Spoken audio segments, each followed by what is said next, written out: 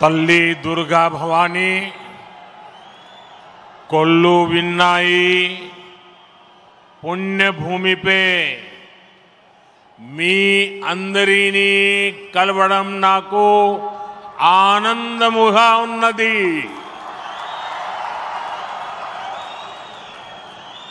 आंध्र प्रदेश के राज्यपाल सैयद अब्दुल नजीर जी, मुख्यमंत्री मेरे मित्र श्री चंद्रबाबू नायडू जी, केंद्रीय कैबिनेट के मेरे सहयोगी मंत्रीगण, डिप्टी सीएम ऊर्जावान पवन कल्याण जी, राज्य सरकार के मंत्रीगण, सभी सांसद और विधायकगण और आंध्र प्रदेश के मेरे प्यारे भाइयों और बहनों, आंध्र प्रदेश गवर्नर सैयद अब्दुल नजीर गारू, मुख्यमंत्री ना मित्रुलु चंद्रबाबु नायडू गारू, కేంద్ర మంత్రివర్గంలో నా సహచర మంత్రులు, డిప్యూటీ ముఖ్యమంత్రి శక్తివంతుడు పవన్ కళ్యాణ్ గారు, రాష్ట్ర మంత్రులు, ఎంపీలు, ఎమ్మెల్యేలు మరియు ఆంధ్రప్రదేశ్ రాష్ట్రానికి చెందిన నా ప్రియమైన సోదర సోదరీమణులారా, आज जब मैं इस अमरावती की पुण्य भूमि पर खड़ा हूं तो मुझे केवल एक शहर नहीं दिख रहा, मुझे एक सपना सच होते दिख रहा है। एक नया अमरावती, एक नया आंध्र। अमरावती वो धरती है। आज जब मैं इस अमरावती की पुण्य भूमि पर खड़ा हूं तो मुझे केवल एक शहर नहीं दिख रहा, मुझे एक सपना सच होते दिख रहा है। एक नया अमरावती, एक नया आंध्र। अमरावती वो धरती है जहां परंपरा और प्रगति दोनों साथ चलते हैं, जहां बौद्ध विरासत की शांति भी है और विकसित भारत के निर्माण की ऊर्जा भी है। आज यहां करीब 60,000 करोड़ रुपए के प्रोजेक्ट का शिलान्यास और लोकार्पण किया गया है। ये प्रोजेक्ट सिर्फ कंक्रीट का निर्माण नहीं है, ये आंध्र प्रदेश के आकांक्षाओं की, विकसित भारत की उम्मीदों की मजबूत नींव भी है। मैं भगवान वीरभद्र, भगवान अमरलिंगेश्वर और तिरुपति बालाजी के चरणों में प्रणाम करते हुए आंध्र प्रदेश की सम्मानित जनता को बहुत बहुत बधाई देता हूं। मुख्यमंत्री चंद्रबाबू नायडू गारू और पवन कल्याण जी को भी मैं बहुत बहुत शुभकामनाएं देता हूं। అమరావతి అనే పుణ్యభూమిపై ఈ రోజు నేను నిలబడి ఉన్నప్పుడు నాకు కనిపిస్తున్నది ఒక నగరం మాత్రమే కాదు, నాకు ఒక కల నిజమవుతుంది అన్న భావన కలుగుతుంది। ఒక కొత్త అమరావతి, ఒక కొత్త ఆంధ్రప్రదేశ్। అమరావతి అంటే సాంప్రదాయం మరియు పురోగతి కలిసి నడిచే భూమి। ఇక్కడ బౌద్ధ వారసత్వం యొక్క శాంతి ఉంది, అలాగే వికసిత భారతదేశాన్ని నిర్మించుకోగలిగిన శక్తి కూడా ఉంది। ఇవాళ సుమారు 60,000 కోట్ల రూపాయల విలువైన ప్రాజెక్టులకి శంకుస్థాపనలు మరియు ప్రారంభోత్సవ కార్యక్రమాలు చేస్తున్నాం। ఇవి కేవలం కాంక్రీట్ నిర్మాణాలు మాత్రమే కావు, ఇవి ఆంధ్రప్రదేశ్ ఆశలకు మరియు వికసిత భారతదేశ ఆశయాలకు ఒక బలమైన పునాది వేయబోతుంది। నేను వీరభద్ర స్వామికి, అమరలింగేశ్వర స్వామికి మరియు తిరుపతి వెంకన్న స్వామికి వారి పాదాలకి నమస్కరిస్తూ ఆంధ్రప్రదేశ్ ప్రజలకు హృదయపూర్వక శుభాకాంక్షలు తెలియజేసుకుంటున్నాను। అలానే ముఖ్యమంత్రి చంద్రబాబు నాయుడు గారికి పవన్ కళ్యాణ్ గారికి నా ప్రత్యేక శుభాకాంక్షలు తెలియజేస్తున్నాను. साथियों, हम सब जानते हैं इंद्रलोक की राजधानी का नाम अमरावती था और अब अमरावती आंध्र प्रदेश की राजधानी है। ये सिर्फ संयोग नहीं है, ये स्वर्ण आंध्रा के निर्माण का भी शुभ संकेत है।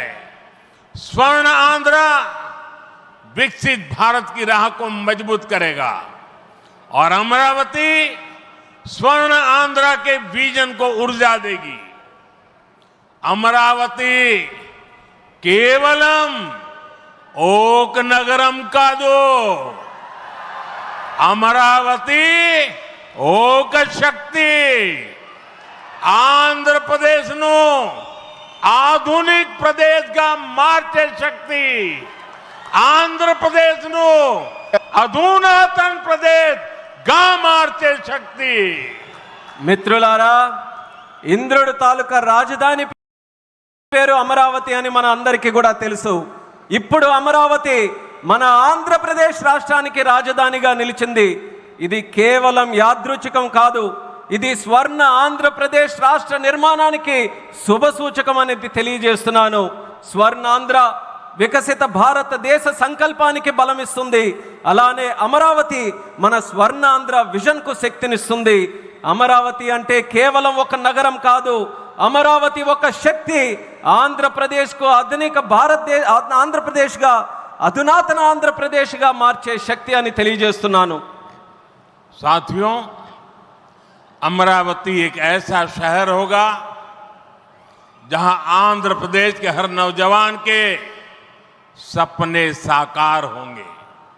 Information technology, artificial intelligence, green energy, clean industry, शिक्षा और स्वास्थ्य, आने वाले कुछ सालों में इन सारे सेक्टर्स में अमरावती एक लीडिंग सिटी बनकर खड़ा होगा। इन सारे सेक्टर्स के लिए जो भी इंफ्रास्ट्रक्चर जरूरी होगा, केंद्र सरकार उसे रिकॉर्ड स्पीड से पूरा करने में राज्य सरकार की पूरी मदद कर रही है. మిత్రులారా, అమరావతి అనేది ప్రతి ఆంధ్ర యువకుడి కలలు నిజమయ్యే నగరంగా తయారవబోతుంది. Information technology, artificial intelligence, green energy, clean industries, విద్య, ఆరోగ్య రంగాల్లో రానున్న రోజుల్లో అమరావతి దేశంలోనే ప్రధాన నగరంగా నిలవబోతుంది. ఈ రంగాల కోసం అవసరమైన మౌలిక వసతులు నిర్మించడానికి కేంద్ర ప్రభుత్వం రికార్డు స్పీడ్తో పనులు పూర్తి చేయడానికి రాష్ట్ర ప్రభుత్వానికి సంపూర్ణ సహకారం అందించబోతుందని తెలియజేస్తున్నాను. अभी हमारे चंद्रबाबू जी टेक्नोलॉजी को लेकर के मेरी भारी तारीफ कर रहे थे, लेकिन मैं आज एक रहस्य बता देता हूं. जब मैं गुजरात में नया मुख्यमंत्री बना तो मैं बाबू हैदराबाद में बैठ कर के किस किस प्रकार के इनिशिएटिव ले रहे हैं उसका बड़ा बारीकी से अध्ययन करता था और मैं उसमें से बहुत कुछ सीखता था और उसे आज मुझे लागू करने का अवसर मिला है. मैं लागू कर रहा हूं. ఇప్పుడు చంద్రబాబు గారు మీరందరి ముందు నాకు టెక్నాలజీ నాతో మొదలైందన్నట్టుగా ప్రశంసిస్తున్నారు. కానీ నేను మీ అందరికీ కూడా ఒక రహస్యం చెప్తాను. నేను సరికొత్తగా ముఖ్యమంత్రి అయినటువంటి రోజుల్లో గుజరాత్లో ఉన్నప్పుడు అప్పుడు చంద్రబాబు నాయుడు గారు ఆంధ్రప్రదేశ్లో హైదరాబాద్లో ఐటీని ఏ రకంగా డెవలప్ చేస్తున్నారో నేను క్లోజ్గా అబ్జర్వ్ చేసి అధికారులను కూడా పెట్టి అబ్జర్వ్ చేయించి ఆ రోజు నేను చాలా దగ్గరగా తెలుసుకున్నటువంటి విషయాలు మళ్ళీ తిరిగి ఈరోజు ఆంధ్రప్రదేశ్కి వచ్చి మళ్ళీ మీ అందరి ముందు ఈరోజు నేను చేయగలుగుతున్నానన్నది తెలియజేస్తున్నాను. और मैं अपने अनुभव से कहता हूं, फ्यूचर टेक्नोलॉजी हो, बहुत बड़े स्केल पर काम करना हो, और जल्दी से इसे जमीन पर उतारना हो तो वो काम चंद्रबाबू उत्तम से उत्तम तरीके से कर सकते हैं। అలాగే నా అనుభవంతో చెప్తున్నాను, పెద్ద స్కేల్లో ప్రాజెక్టులు చేయాలన్నా, తొందరగా అవి పూర్తి చేయాలన్నా, మంచి క్వాలిటీతో అవన్నీ కూడా పూర్తి చేయాలన్నా దేశంలో చంద్రబాబు నాయుడు గారి కంటే దాంట్లో మిన్న మరెవ్వరూ కూడా లేరు అనేది ఈ సభాముఖంగా తెలియజేస్తున్నాను। साथियों, 2015 में मुझे प्रजा राजधानी का शिलान्यास करने का अवसर मिला था। बीते सालों में केंद्र सरकार ने हर प्रकार से अमरावती के लिए मदद दी है। यहां बेसिक इंफ्रास्ट्रक्चर के निर्माण के लिए सभी कदम उठाए गए हैं। अब चंद्रबाबू गारू के नेतृत्व में राज्य सरकार बनने के बाद सारे ग्रह जो लगे थे अब हट गए हैं। यहां विकास कार्यों में तेजी आ गई है। हाई कोर्ट, विधानसभा, सेक्रेटेरिएट, राजभवन, ऐसी कई जरूरी बिल्डिंग बनाने के कामों को भी प्राथमिकता दी जा रही है। మిత్రులారా, 2015లో ప్రజల రాజధానిగా అమరావతికి నేను శంకుస్థాపన చేశాను। గత 10 ఏళ్లలో కేంద్ర ప్రభుత్వం అమరావతికి అన్ని రకాలుగా మద్దతుగా నిలిచింది। ఇక్కడ మౌలిక వసతుల నిర్మాణానికి అవసరమైన ప్రతి అడుగు కూడా వేసింది। ఇప్పుడు చంద్రబాబు నాయుడు గారి నాయకత్వంలో ప్రభుత్వం ఏర్పడిన తర్వాత అభివృద్ధి మరింత వేగంతో ముందుకు వెళ్తుంది। ఇక్కడ హైకోర్టు, అసెంబ్లీ, సచివాలయం, రాజ్భవన్ వంటి అవసరమైన నిర్మాణాలకు ప్రస్తుతం ప్రాధాన్యత ఇస్తుంది। साथियों, एनटीआर गारू ने विकसित आंध्र प्रदेश का सपना देखा था। हमें मिलकर अमरावती को, आंध्र प्रदेश को विकसित भारत का ग्रोथ इंजन बनाना है। हमें एनटीआर गारू का सपना पूरा करना है। चंद्रबाबू गारू, ब्रदर पवन कल्याण, इदी मनमू చెయ్యాలి, ఇది మనమే చెయ్యాలి। మిత్రులారా, ఎన్టీఆర్ గారు వికసిత్ ఆంధ్రప్రదేశ్ కోసం కల కన్నారు। మనమందరం కలిసి అమరావతి మరియు ఆంధ్రప్రదేశ్ని వికసిత భారతదేశానికి గ్రోత్ ఇంజన్గా తయారు చేయాలి। మనం ఎన్టీఆర్ గారి కలల్ని నిజం చేయాలి। నారా చంద్రబాబు నాయుడు గారు, అలాగే సోదరులు పవన్ కళ్యాణ్ గారు, ఇది మనం చేయాలి, ఇది మనమే చేయాలి। साथियों, बीते 10 सालों में भारत ने देश में फिजिकल, डिजिटल और सोशल इंफ्रास्ट्रक्चर पर विशेष बल दिया है। भारत आज दुनिया के उन देशों में शामिल है जहां का इंफ्रास्ट्रक्चर तेज गति से आधुनिक हो रहा है। इसका फायदा आंध्र प्रदेश को भी मिल रहा है। आज भी रेल और रोड से जुड़े हजारों करोड़ के प्रोजेक्ट आंध्र प्रदेश को मिले हैं।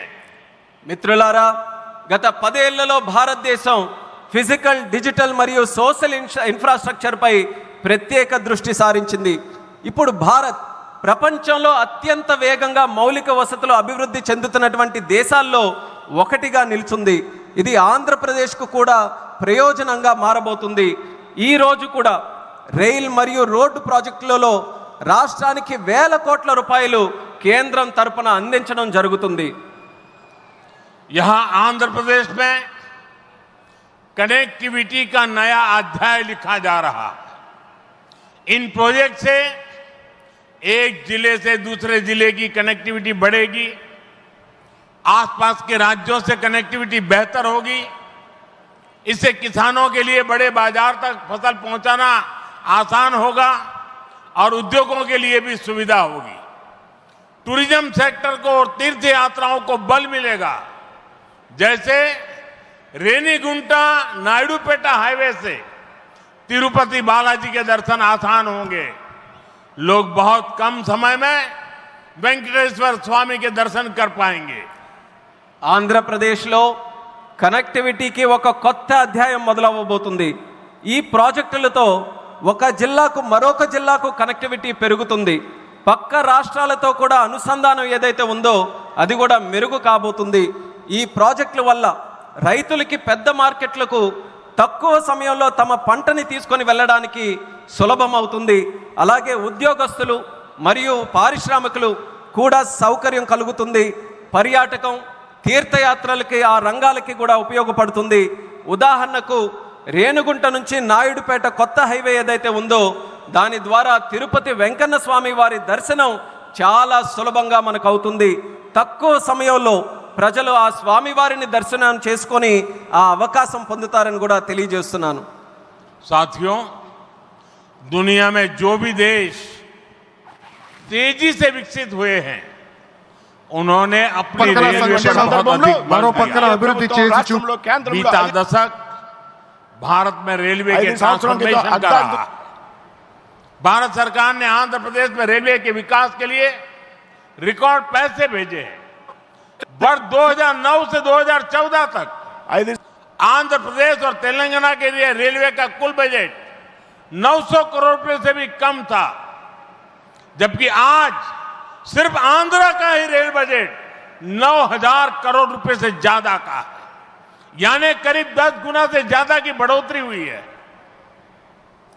మిత్రులారా, ప్రపంచంలో వేగంగా అభివృద్ధి చెందిన దేశాలు ఏవైతే ఉన్నాయో అవన్నీ కూడా తమ రైల్వే మీద చాలా ప్రాముఖ్యత సారించారు. గత దశాబ్దంలో భారతదేశంలో కూడా రైల్వే మీద ఎక్కువగా పరివర్తన జరిగింది.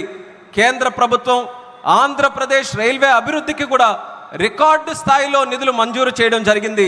2009 నుంచి 14 వరకు ఆంధ్రప్రదేశ్ మరియు తెలంగాణ కలిసి ఉన్నప్పుడు రాష్ట్రం తాలూకా బడ్జెట్ కేవలం 900 కోట్లు కూడా ఉండేది కాదు. కానీ ఇప్పుడు కేవలం ఆంధ్రప్రదేశ్కు మాత్రమే రైల్వే బడ్జెట్ 9000 కోట్ల దాటి ఈరోజు అందిస్తున్నాం. అంటే ముందు కంటే 10 రెట్లు ఎక్కువ బడ్జెట్ అభివృద్ధి జరుగుతుందని తెలియజేస్తున్నాను. साथियों, रेलवे के बढ़े हुए बजट से आंध्र प्रदेश में रेलवे का 100% इलेक्ट्रिफिकेशन हो चुका है। यहां 8 जोड़ी आधुनिक वंदे भारत ट्रेनें चल रही है। साथ ही आधुनिक सुविधाओं वाली अमृत भारत ट्रेन भी आंध्र प्रदेश से होकर गुजरती है। बीते 10 साल में आंध्र प्रदेश में 750 से अधिक रेल फ्लाईओवर और अंडरपास बनाए गए हैं। इसके अलावा आंध्र प्रदेश के 70 से ज्यादा रेलवे स्टेशनों को अमृत भारत स्टेशन योजना के तहत विकसित किया जा रहा है। మిత్రులారా, ఈ పెంచిన రైల్వే బడ్జెట్ వల్ల ఆంధ్రప్రదేశ్లో 100% ఎలక్ట్రిఫికేషన్ మనం పూర్తి చేసుకున్నాం. ఇక్కడ 8 సరికొత్త వందే భారత్ ట్రైన్లు ప్రారంభమయ్యాయి. దానితో పాటు ఆధునిక వసతులతో కలిగి ఉన్న అమృత్ భారత్ రైళ్లు కూడా ఆంధ్రప్రదేశ్ నుంచి వెళ్తుంది. గత 10 ఏళ్లలో 750 కంటే ఫ్లైఓవర్ బ్రిడ్జ్లు కానీ అండర్ పాసేజీలు కానీ రైల్వేస్లో నిర్మించబడింది. అంతేకాకుండా 70కి పైగా రైల్వే స్టేషన్లు మన ఆంధ్రప్రదేశ్ రాష్ట్రంలో అమృత్ భారత్ స్టేషన్ పథకం కింద అభివృద్ధి కూడా చేస్తున్నామని తెలియజేస్తున్నాను. साथियों, इंफ्रास्ट्रक्चर के लिए जब इतने सारे काम होते हैं तो उसका बहुत मल्टीप्लायर इफेक्ट होता है। इंफ्रास्ट्रक्चर के निर्माण में जो रॉ मटेरियल लगता है उसे मैन्युफैक्चरिंग इंडस्ट्री को बल मिलता है। सीमेंट का काम हो, स्टील का काम हो, ट्रांसपोर्टेशन का काम हो, ऐसे हर सेक्टर को इससे फायदा होता है। इंफ्रास्ट्रक्चर विकास का सीधा लाभ हमारे नौजवानों को होता है, उन्हें ज्यादा रोजगार मिलते हैं। आंध्र प्रदेश के भी हजारों युवाओं को इन इंफ्रा प्रोजेक्ट से रोजगार के नए मौके मिल रहे हैं। మిత్రులారా, ఇంత భారీ స్థాయిలో మౌలిక వసతులు అభివృద్ధి జరగడం వల్ల ఆర్థిక వ్యవస్థలో మల్టీప్లయర్ ఎఫెక్ట్ ఏర్పడుతుంది. నిర్మాణ రంగంలో కావలసిన రా మెటీరియల్స్, సిమెంట్ అయినా, స్టీల్ అయినా, రవాణా వంటి రంగాలకు గణనీయమైన డిమాండ్ ఏర్పడుతుంది. దీనివల్ల తయారీ పరిశ్రమలకు బలం ఏర్పడుతుంది. ఈ పరిశ్రమల ద్వారా మన యువతకు నేరుగా ఉద్యోగ అవకాశాలు పెరుగుతాయి. ఆంధ్రప్రదేశ్లో వేలాది మంది యువకులకు ఈ ప్రాజెక్టుల వల్ల సరికొత్త ఉపాధి అవకాశాలు కూడా లభిస్తాయని తెలియజేస్తున్నాను. साथियों, मैंने लाल किले से कहा था कि विकसित भारत का निर्माण गरीब, किसान, नौजवान और नारी शक्ति इन 4 पिलर्स पर होगा. एनडीए सरकार की नीति के केंद्र में 4 पिलर सबसे अहम है. हम विशेषकर किसानों के हितों को बड़ी प्राथमिकता देते हुए काम कर रहे हैं. किसानों की जेब पर बोझ न पड़े और इसलिए बीते 10 सालों में केंद्र सरकार ने सस्ती खाद देने के लिए करीब 12 लाख करोड़ रुपए खर्च किए. हजारों नए और आधुनिक बीज भी किसानों को दिए. पीएम फसल बीमा स्कीम के तहत आंध्र प्रदेश के किसानों को अब तक 5,500 करोड़ रुपए का क्लेम मिल चुका है. पीएम किसान सम्मान निधि के तहत भी आंध्रा के लाखों किसानों के खाते में 17,500 करोड़ रुपए से ज्यादा पहुंचे हैं.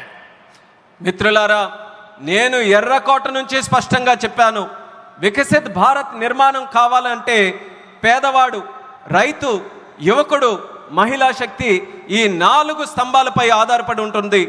ఎన్డీఏ ప్రభుత్వ విధానాల్లో కూడా ఈ 4 స్తంభాలు కేంద్ర బిందువుగా పెట్టుకొని పనిచేస్తున్నాం. రైతు ప్రయోజనాలు అత్యంత ప్రాధాన్యత తీసుకుంటూ మేమందరం కూడా కేంద్రంలో పనిచేస్తున్నాం.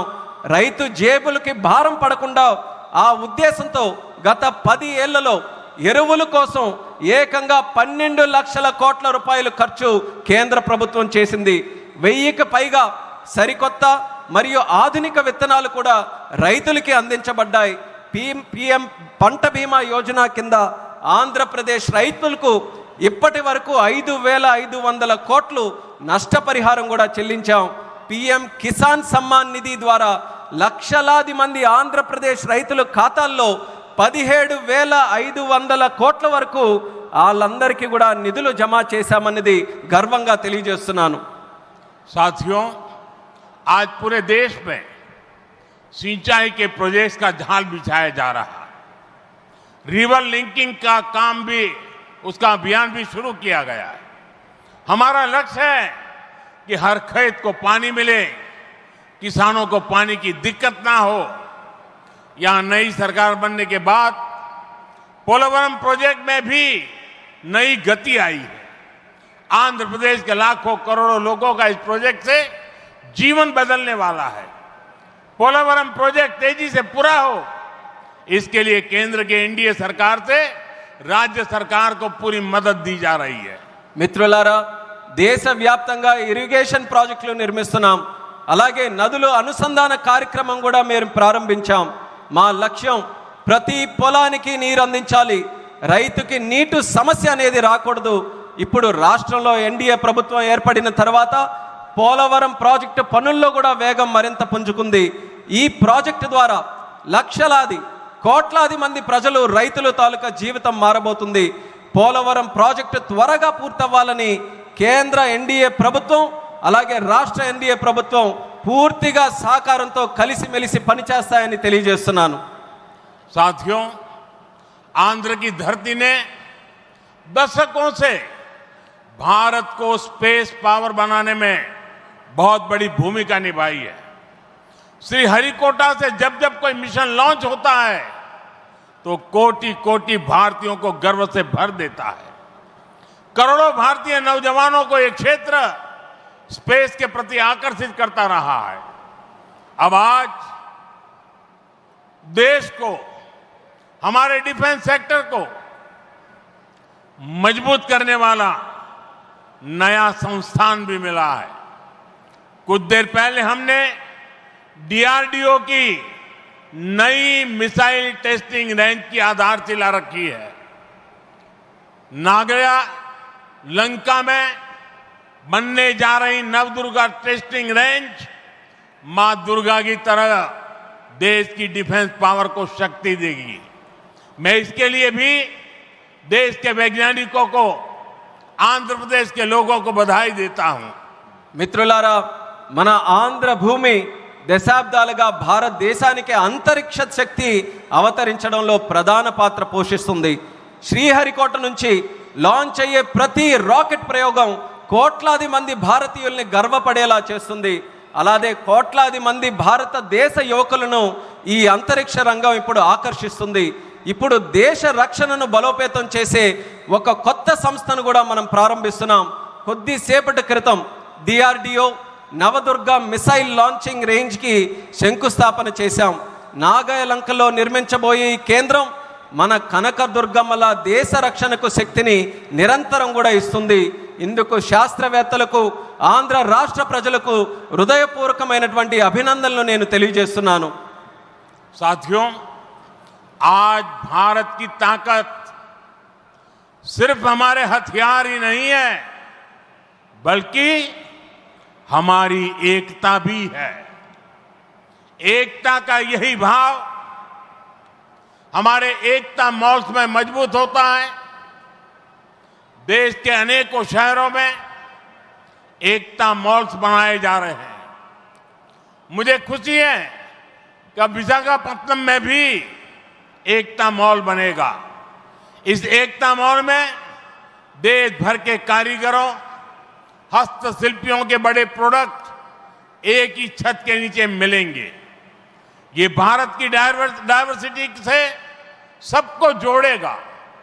एकता मॉल से लोकल इकोनॉमी को भी गति मिलेगी और एक भारत श्रेष्ठ भारत की भावना की भी और अधिक मजबूत होगी.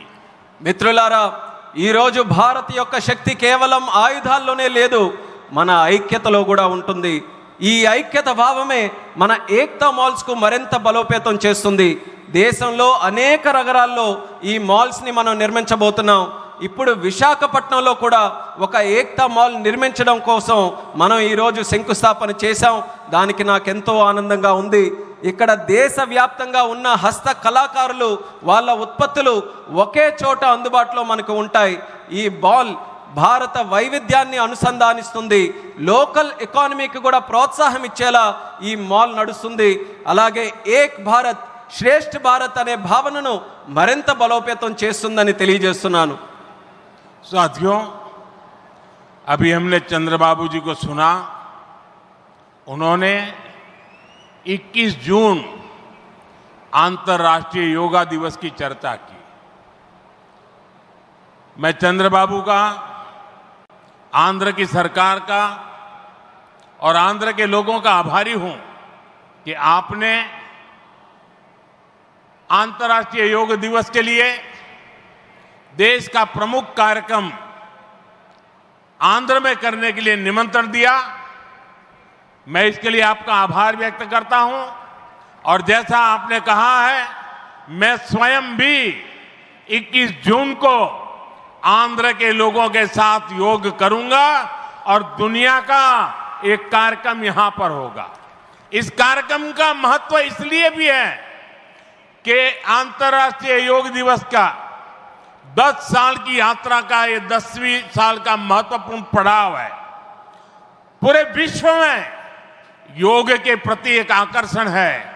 इस बार पूरी दुनिया 21 जून को आंध्र की तरफ देखेगी और मैं चाहूंगा कि आने वाले 50 दिन पूरे आंध्र में योग को लेकर के एक जबरदस्त वातावरण बने, स्पर्धाएं हो और वर्ल्ड रिकॉर्ड करने का काम आंध्र प्रदेश करके पूरी दुनिया को चकित कर दे.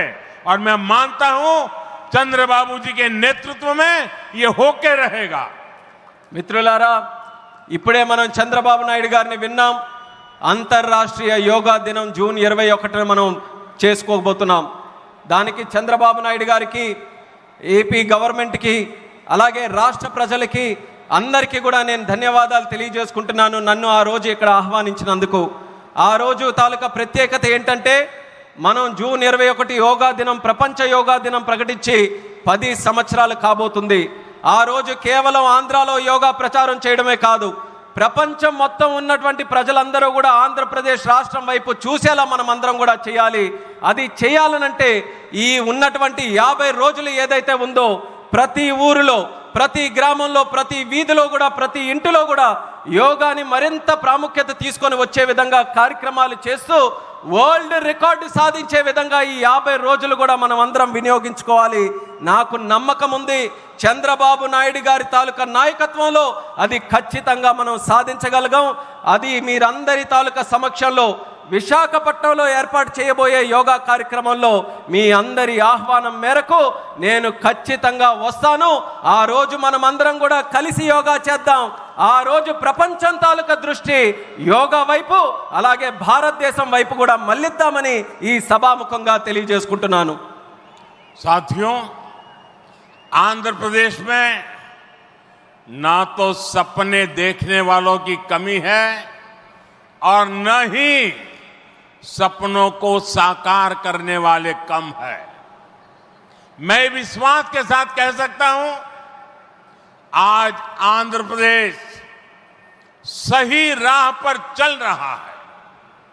आंध्र ने सही स्पीड पकड़ ली है। अब ग्रोथ की स्पीड को हमें लगातार तेज करते रहना है।